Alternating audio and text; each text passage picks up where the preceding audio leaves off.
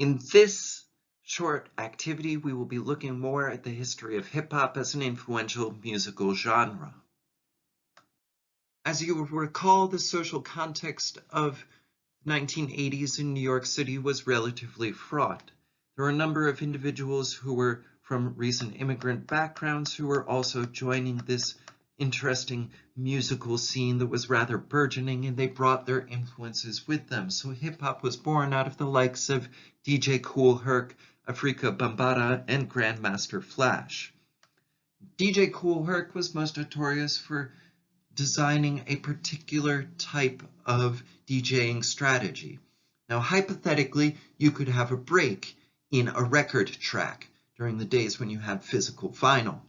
However, if you could have the same record on a different track and sync up the two records, and you could physically pick up the needle from one of the tracks and then place it at the same point on the record in the second track, you could theoretically extend the break indefinitely so that you would just have this long musical break for people to dance to.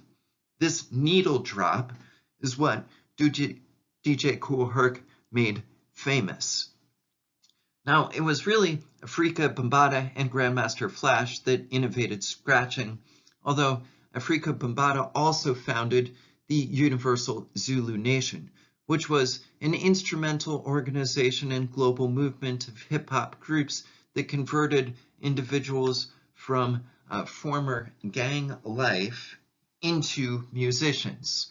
The Universal Zulu Nation intentionally recruited members of gangs to become musicians so that this would sort of pacify the social circumstance. This became part of a movement a little bit later that was known as the Stop the Violence movement. Now, the stereotype of critics thus simultaneously became an ideal in the Universal Zulu Nation. There was an idea that no doubt this would inspire KRS-One's later music, especially as KRS-One often used the revised refrain of the Zulu Nation's slogan. KRS-One would use the words peace, love, unity, and having fun, ...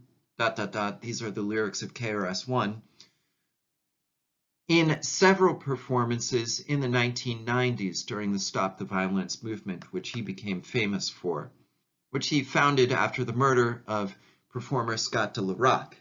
However, the roots of this movement were really connected to the work of Afrika Bambaataa and Grandmaster Flash.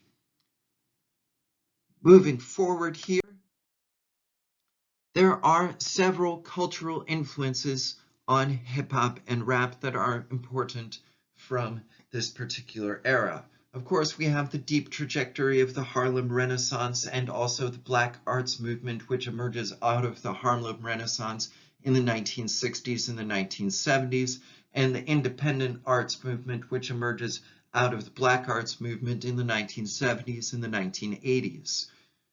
In the deeper trajectory of political movements, you have Pan-Africanism, such as the Pan-Africanism of Marcus Garvey and the Garveyists, which informs the Black nationalism of individuals like Malcolm X of the 1950s and the 1960s. This again informs the group of the Black Panthers, although the Black Panthers are more connected to Black socialism, which is a left-wing movement, as opposed to Black nationalism, which is a right-wing movement. Nonetheless, you also have these groups influencing the rise of hip-hop culture. For example, you might recall that the performer Tupac's mother was a member of the Black Panthers. He writes about this in the track dedicated to her, Dear Mama. Now, there are several religious movements that influence various hip-hop performers, including Christianity, Judaism, and Islam, as well as the Nation of Islam and the 5% Nation. So I would create a challenge to you right now. It's probably relatively easy to name Christian rappers, but could you name a rapper who is Jewish? Could you name a rapper who is Muslim? Could you name a rapper who is a member of the Nation of Islam, or was a member of the Nation of Islam? Or how about was influenced by the 5% Nation? These are challenges. Go ahead and try.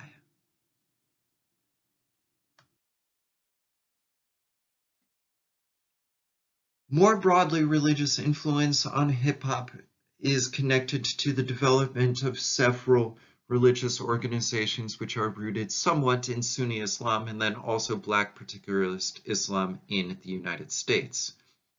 This is derived from a study by Edward Curtis from 2002, Islamic Universalism, Black Particularism, and the Dual Identity of Malcolm X in Black Roots to Islam, a famous book by Edward Curtis. Now, Sunni Islam, the majority school of Islamic jurisprudence in the United States and the world, includes 5 schools of jurisprudence or fiqh, with Shafi'i being the most popular. The Nation of Islam is a sort of split-off group that was first concluding that W.D. Fard, pictured here, is God, and Elijah Muhammad is his prophet. Now, the Nation of Islam took several turns, and after Louis Farrakhan took over the Nation of Islam as leader, it became much less popular, in part because of statements that were quite controversial that Farrakhan made that were also vehemently racist and anti-Semitic. Nonetheless, this is not the Nation of Islam during the era of popularity. Subsequently, after that split out of the Nation of Islam, one of the students of Malcolm X, Clarence 13X, also founded another group known as the 5% Nation, which included sort of metaphysical language, which he thought was quite important. Somewhat fascinatingly enough, he argued that there were individuals who were African American men or who were Black men, such as himself, who were sort of representations of the divine or gods. And then women were representations of the divine known as earths. So there were gods who were male and then earths who were female. And the purpose of existence is to unite the divine power through uniting gods and earths. Now, something to note about Clarence 13X is that he was an avid drinker of beer, he smoked, he gambled, and he believed that this would allow him to stay true to the people of the urban areas, as he called the folks, the quote, people of the streets, or the voice of the streets, or the culture of the streets. And it is worth noting that while the Nation of Islam is widely recognized by organizations such as the Southern Poverty Law Center as declining during the 1970s, 5% Nation, this split-off group, is not at all mentioned by Southern Poverty Law Center studies. Nonetheless, the 5% Nation would become incredibly influential in the 1990s among hip-hop performers.